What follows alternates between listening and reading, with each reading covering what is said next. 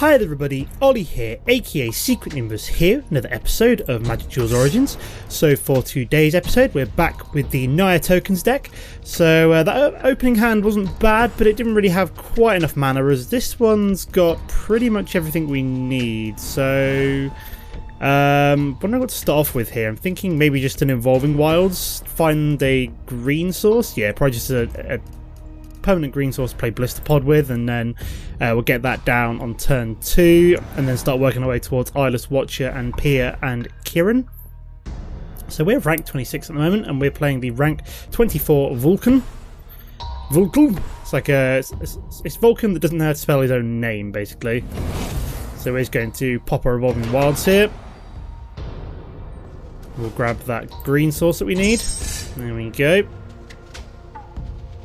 So we've got the 2 white source we need for Kythian's Tactics as well, which I'm quite pleased about. So we'll play the Plains for now, and then we'll just play Blister Pod for the time being. No point playing out Rot Shambler quite yet, although looks like we're playing at the moment mono blue. So we've got the Welkin Turn come down, it's able to evade over our head with the flying. So we've just got to hopefully we'll get Pia and Kiran Nalar down in a couple of turns, which should be able to then block something like that. So it's not too bad. We'll be taking a little bit of damage up until that point, but it's not really the end of the world. Okay, so we've got green in there as well. So I'm thinking Simic Tempo then, which is fair enough. Simic Tempo is a very good deck. I'm thinking of revisiting it, especially for Magic Duels as well. Okay, so play the Canopy Vista here, and then probably just play out Rot Shambler. I mean, there's not really much else we can do on this turn at the moment, so just leave it here for the time being. So yeah, I'm not expecting to have a good time, especially against something which can tap and kind of bounce creatures. Although, really, if he wants to like bounce back an Eyeless Watcher or Pia and Kiran, that's fine by me. So I'm probably just going to skip blocking here again. It's not the end of the world right now. We'll be saving up for basically just a massive swing with Kythian's Tactics at some point, I think. So I'm probably going to go for Pia and Kiran next. So we'll play the Cinderglade, and we can't actually play that this turn because we don't actually have a second red mana yet. So looks like we're going for Gearcrafter just so we can block the Welkin Turn with the Thopter. And we've got to hope we draw into a second red source. Now, in hindsight, it would have been nice to have that second red source from Evolving Wilds, but at the time we obviously didn't know that. I'm actually going to keep back Blister Pod and just swing with Rot Shambler. What's he going to do? Bounce it? No, he's going to play in a Bounding Krasis, of course he is. Ugh. And he's going to tap down my Gearcrafter as well. And then obviously block the Rot Shambler. You know, we probably should have expected that.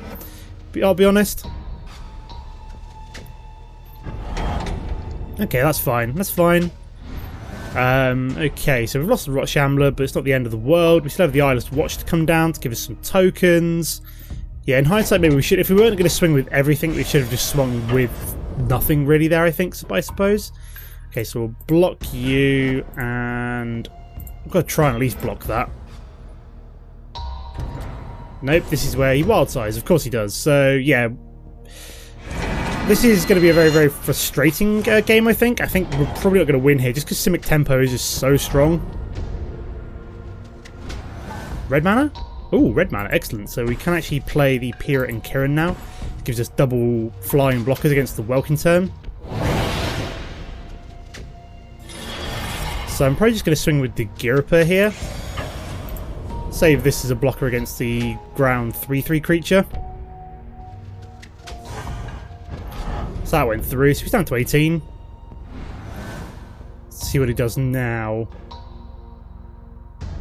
He's got all his mana left open, which, you know, always worries me. Whenever I see green, I'm always thinking wild size. But, you know, I had to at least chance the fact that he didn't have it open. He was trying to bluff me, but clearly I called his bluff, and his bluff wasn't a bluff. So, yeah, that's annoying. So we probably want to try and hold out and go for a massive swing with Kythian's Tactics in 2 turns' time. So providing we can stay alive up until that point, I'm going to be fairly confident we can possibly look pretty good. So he's dispersing one of my Thopters, I'd assume. Yes, he is. And he's dispersing the second of my Thopters. Well, that's a big old pain in the ass, isn't it? He did have to waste 2 dispersers to do that, however. So we're going to take a reasonable amount of damage here. So what do I want to do? I want to block the 3/3 potentially and just take the 4 damage for now.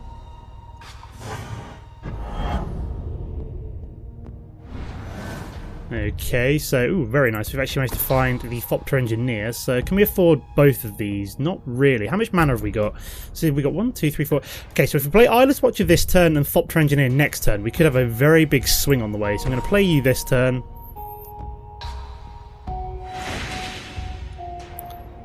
So basically all I've really got to do this turn is just survive. So I won't swing because we're going to have a massive swing next turn. So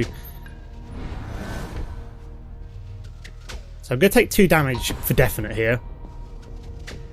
Just wondering what he's going to do, what he's got left, basically. So maybe I should have played Thopter Engineer just as a blocker against the Welkin turn, but if he's got some kind of trample, then it's not going to be much good against the Welkin turn anyway, so... I mean, all I'm really doing here is just making sure that I don't die this turn. So I'm potentially going to block with at least a couple of things here. So we obviously can't block the Welkin turn, so we're going to block both of these on the ground. So we get down to 3. What else is he going to play?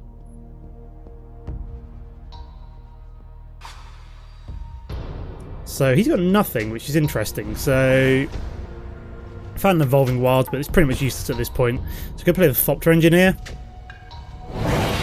And then we're just going to have to play Kythian's Tactics and hope that we push through it. How much damage have we got here? So we've got 4, 8, 11...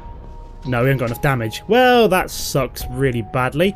I don't think we've quite got enough here. So 4, 8, 11, 14. Yeah, we're 4 damage short, unfortunately. So if I hadn't thrown away that Rotchamber a long time ago, we could be looking a lot better here. So do I play Kythian's Tactics, swing for a lot of damage, or do I just kind of...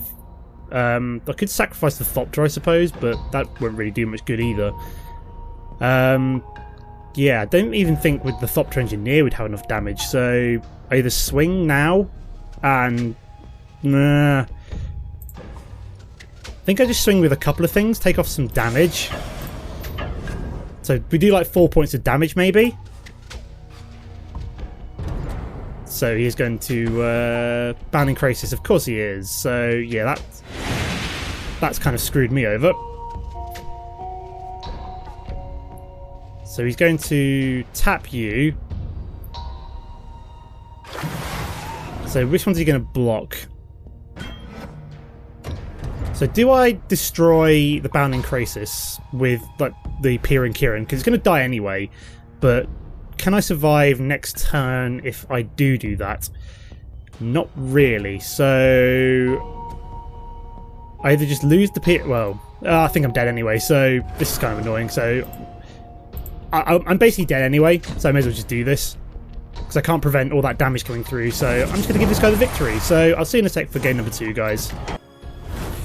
Okay, guys, here we are for game number 2. So we're playing the rank 21 Stinging something or other. I'll reread that again in a second, but I'm probably going to keep this hand. It's not too bad. Hopefully we're drawing to one of our token generations fairly early on. We've got the double mana needed for the Kythian's Tactics. We've got a unified front to potentially come down later on. Yeah, we're playing Sting Eucliffe. Not Stinging, just Sting Eucliffe, apparently. Okay, so I'm probably going to start off with one of these two, just so it means I can then play Sunpetal Grove untapped, potentially. Just got a message, guys, got to double check it real quick. Okay, it wasn't important, it was just from my phone provider saying, you got your bills available. It's like, thanks, don't really care. Okay, so we could do something like either a 4th mana or something else fairly soon. This is looking, I don't know, maybe... I doubt it's red deck wins if he's played an Evolving Wild. So we've got the 4th mana here, which is good for... Would be good for Retreat to Emeria, but we'll play the Sunpetal Grove. Not really much else we can play here. Or maybe I should have played Canopy Vista there as I had nothing else to play. That would have been a better idea. Okay, so he's mana screwed, so, you know, that makes me a little bit happier. So I know basically now that I can just take my time. We'll play out the, what's it called, the Evolving Wilds right now. Because we're not in a hurry. We know my opponent's mana screwed, so we're just going to build up our player base. So yeah, he's totally mana screwed. So we're just, and he's been replaced by the AI, of course he has. Okay, so that's a free victory for us. Providing we can actually beat the AI. So what's he playing? So he's playing red-black control by the looks of things. So we're just going to play out... could play out Unified Front, actually, just because it gets us 3 cards down, and then maybe play that Veteran War Leader next turn, and From Beyond. I might go for From Beyond first, just because it guarantees us a token every turn. Or there's also Retreat to Emiria as well. So, okay, so he's playing red, green, black control. Interesting, he decided to keep a hand with 1 mana. I will never understand that, but hey-ho. So we're not going to play out Retreat to Emiria first, just because it's going to have more value once we can actually play the ability which gives all our creatures +1/+1 for the turn. So we played out the From Beyond, so that means we're basically sort of ramping and also sort of generating a token every turn, which, you know, it's a double whammy, really. Okay, so the AI has actually managed to find a 2nd mana. Good for him. He's probably going to be dead before he actually gets to play anything, but... So that's our 4th creature on the battlefield, which is good for us. So we just swing with our 3 tokens again. Here we go. Okay, so he's played Twin Bolt. Interesting. So he killed one of my Scions. They killed my only Scion. It's interesting. So we will play out Veteran War Leader and Blister Pod here, I think. Just because it gets us 2 cards down. So this goes to a 4/4. Won't play out Canopy Vista quite yet. We're saving it for the Retreat to Emiria at some point.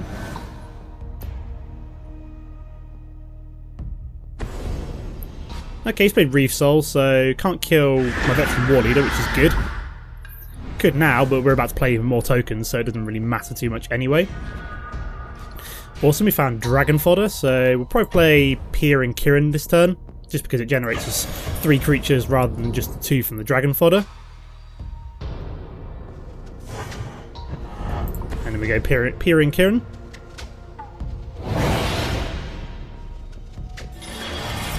Here we go. So we got ourselves a nice board now. I mean, we know he's got a Languish in the graveyard, so even if he did have the 4 mana required to play it, he wouldn't be able to. But goodbye to 2 of our tokens there, but I think we've pretty much won at this point. Yeah, we have. I think we've even got enough damage just on the board already without having to play any of our spells, so, you know, we're fine here. Let's just swing at his face with everything. And we'll take that free victory. So I'll see you in a sec for game number 3, guys. Okay guys, here we are for game number 3, and we're playing the rank 18 Seaburb, followed by a string of numbers from what I remember seeing there. I'm keeping this hand, mostly because we've got Gideon, and we've got a couple of good creatures. So, yeah, we're playing Seaburb 2682. Okay, so we're playing Simic at the moment, which could be annoying. Well, let's start with the tap land, doesn't really matter too much. We still need a 2nd white source for Gideon, but hey-ho. We'll get there eventually, I'm sure. Oh yeah, we're definitely playing Simic here, so aggro, I believe is the name of the game here. Oh, very nice of you to find a Retreat to Emiria as well. So if we ever get a 4th mana, we'll be looking quite good there. We can either generate tokens or pump up our tokens. Yeah, we're definitely playing Simic tempo here. Well, I don't know actually. Could be playing Simic Control, I suppose. Gatecreeper Vine is Simic Tempo? I can't remember what my deck used to look like. It's been a long time since I played with that deck. So I actually quite fancy updating that deck almost, so it might be worth having a look at that over the weekend and seeing whether or not it's worth me updating it and bringing it out the old archives. I used to actually really like playing with Simic Tempo. I think it was the deck which actually managed to push me out of the 20s and into the 30s, so I might need that additional boost again, because I often languish in the mid-20s. It seems to be like the rank where the most kind of annoying stuff goes down. Okay, so he's taken out my white mana there, which is frustrating, but not the end of the world. I mean, we can't play, we're really set back from playing Gideon now, but okay, we'll play the Forest here, and we can't actually play Isla's Watcher either, which is kind of annoying. So I'll just swing with both creatures here. No point playing Sigil of Valor quite yet. Might be worth it when we get a few more creatures down, but at the moment it's just going to sit in my hand. And then we'll probably just play out Blister Pod here. So yeah, it looks like we're playing maybe... Is Monvuli Acid Moss? Could that be considered like tempo? We'll also play out Sigil of Valor, why the hell not? We'll get it down on the battlefield in case we want to equip it later on, is it? It's only an equip 1, which isn't too bad, so I can equip it to like my Thopter, for example, and just keep swinging at his face. Okay, Oblivion Sower. We are in massive, deep doo-doo here, and he's just nicked all of my mana as well, which is not particularly fun. And so I had 3 mana coming up as well, and he managed to nick 3 of it and get it all on the battlefield. So I'm not feeling particularly confident here, put it that way. Awesome, we actually managed to find Canopy Vista though, so we can actually play Eyeless Watcher now if we want to. Yeah, well, let's do that. And then I can also equip Sigil of Valor onto my 1/1 there.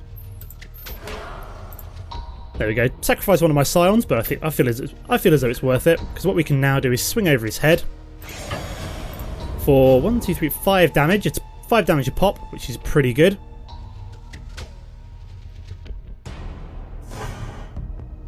Look at that, beautiful. And then we just continue. We can block the Oblivion Sower with the 1/1 if we want to this turn, because it just generates a Scion for us. Unnatural Aggression. Okay, so I'm guessing he's going to fight my Thopter. Yeah, he is. That's kind of a pain in the ass, but never mind.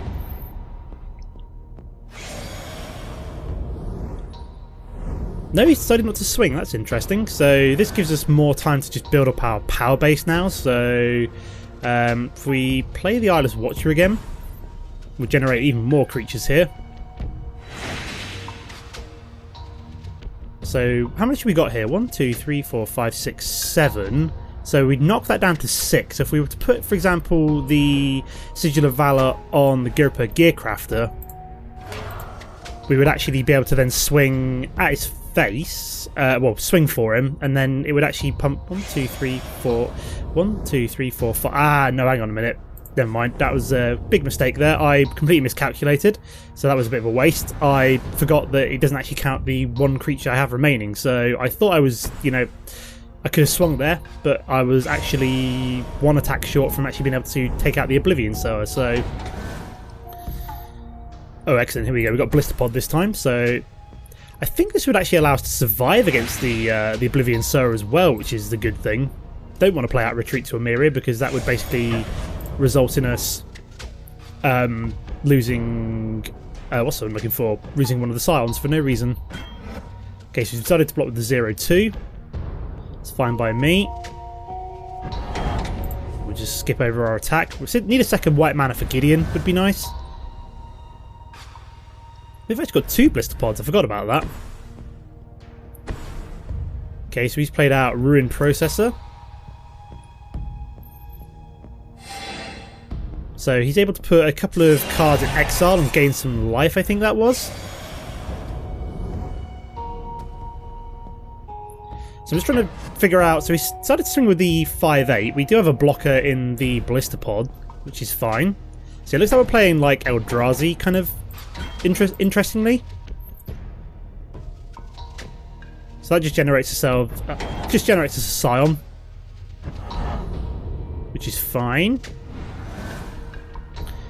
Okay, we've got Ondu Rising here, which could be awesome. Can we awaken it? We can awaken it as well, actually. So, but it's not that useful, really. I'm trying to think. So 1, 2, 3, 4, 5, 6. So this will be a. I'm going to swing with the Gearcrafter here. We'll go up to an 8/7. So it would actually go head to head with the Ruin Processor. So he's going to trade. That's fine by me. We'll just play out Retreat to Emeria here, just in case we find a land next turn. So we can swing big that way. We have another Blister Pod to defend against the Oblivion Sower, which is fine for now. Okay, found Kiora. Not really sure if that's going to do anything. So untap up to 1 target creature and up to 1 target land. Okay.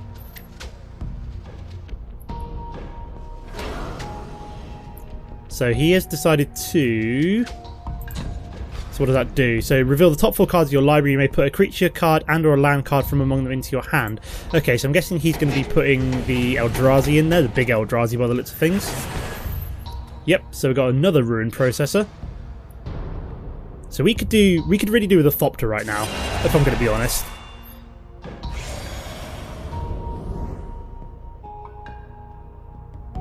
At least he didn't gain any more life from it, which is fine.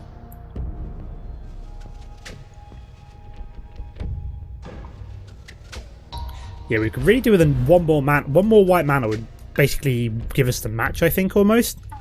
I mean, we've got Ondu Rising at some point. If I start letting him like swing through with the Eldrazi, I do have the Ondu Rising to essentially refill our health if I need to. Oh, very nice. Veteran War Leader, that's what I like to see. So we will be playing you this turn. So actually gives us a fantastic blocker almost. We're just going to skip attack for now.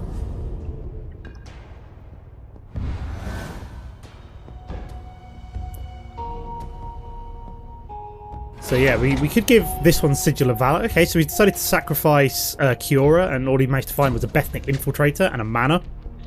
I'm liking this matchup. This is going quite well. I mean, like I said, we're still waiting for that white source. I think if we were to find a white source next turn, I'd play it, give everything +1/+1, and also Kythian's Tactic everything, and then just go for broke basically. Okay, so he's found Bethnic Infiltrator, so we can ingest us once a turn. You're going to swing at my face. Yeah, we've got plenty of options here. I don't know which one to go for first, whether it's worth playing Gideon first or what. So he's strong with that one, which is interesting because I can just block with the Veteran War. So he's going to swing with that one. Okay, so I'm probably going to let that... Oh no, we've got Blister Pod left over. Excellent. That's what I like to see. So we just sacrifice a Blister Pod. We get a Scion come back through.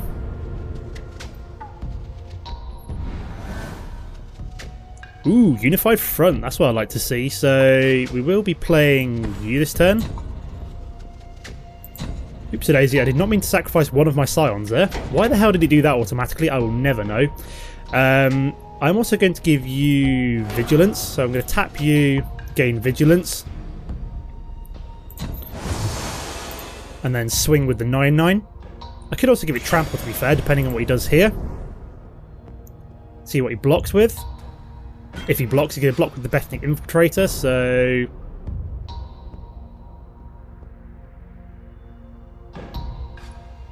Actually, I won't tap one of these, just in case. So that gained Vigilance, which is awesome, so...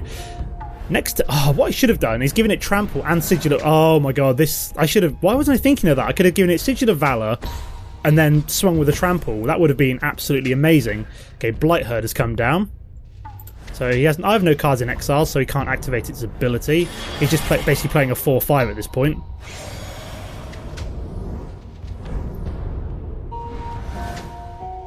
We're still looking for that white mana. Okay, we found another Blister Pod, which is good for us. So we're going to equip you. Like so. We're then going to give you Vigilance as well. Just so we've got an awesome blocker. This is why Veteran War Leader is in the deck. Going to confirm attack. So this goes up to some kind of crazy number, 1919. Going to see if he blocks. He's going to have to block with something, put it that way. And then we're going to give it Trample as well. Here we go. So we pushed through 14 damage there. Fantastic. We could have even gained quite a bit of health with Ondu Rising there if I was thinking a bit more clearly, but I just kind of got a bit giddy with the fact that I was swinging for 19 damage there. This is Revelation, so he gets a Scry 5, and then depending on what creatures he finds. Oh my god, he found Desolation Twin. That's insane. He can't actually play it this... Oh no, he can. If he finds a mana, he can play Desolation Twin.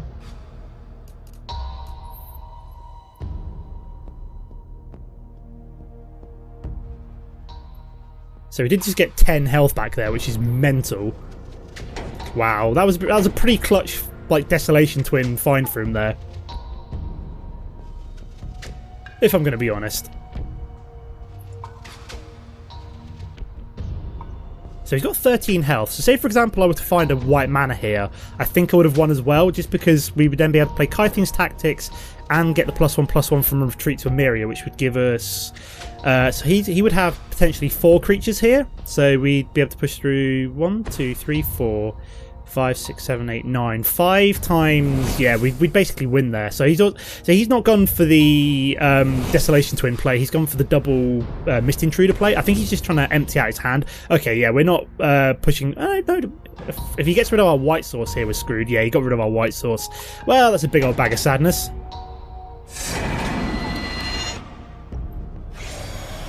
Is he going to swing at my face? Probably not.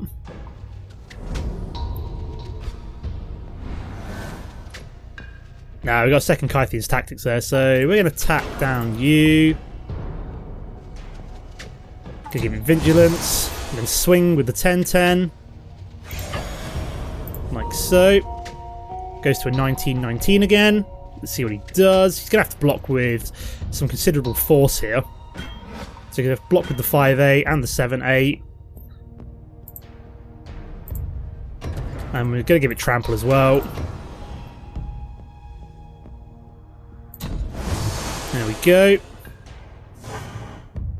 So we take out his 2 big Eldrazi. We push through a reasonable amount of damage at the same time, which is good for us. I'm guessing Desolation Twin might come down here. Ulamog. Oh, wow. That makes me sad. Oh, I thought we had it there. Honestly thought we had it there, but that Nissa's Revelation was pretty clutch for him, I'll be honest. For the fact we never found a second... Well, he Monvulias lost 2 of our white mana, so, you know... That kind of annoys me, the fact that we were kind of waiting for a white mana. He's almost milled himself down. That's absolutely crazy. It's down to 19 cards.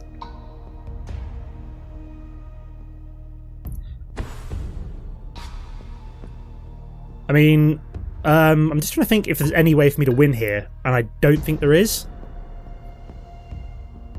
I mean, we could take an Ulamog hit, to be fair. He's not going to swing with the... Nope, he's not going to swing with them.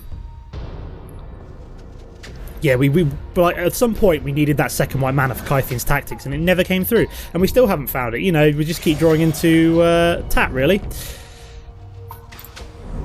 Okay, so we're going to lose 20 cards here. So unless we find a white mana next turn to play, I don't know, activate both the Retreat to Emeria and an Ondu Rising, we're basically dead. Well, we're gonna be milled down 20 cards here with Ulamog anyway. So yeah, I think unless we get something amazing here, like I said, we need a white mana would probably win it for us. I'd say, just because we could then potentially play. Okay, so he's played Desolation Twins, so that's 2 creatures come down, and I think that's probably going to be... So how many have we got? We've got 1, 2, 3, 4, 5, 6, 7, 8, 9. He's got 1, 2, 3, 4, 5, 6, 7. So no, we can't win at this point, which is really unfortunate because I honestly thought we had that there, and we just didn't find the cards that we needed, basically. And then he's able to... He was basically able to restabilize, find Ulamog, take out our best creature, basically, which was the... what am I looking for? Yeah, the Veteran Wall Eater. But annoyingly, we just got mana screwed for white mana, basically. So yeah, we just lost 20 cards there. Doesn't really matter if I lose 10 health here at this point. I mean, unless we find something absolutely clutch, like next turn, we're dead anyway.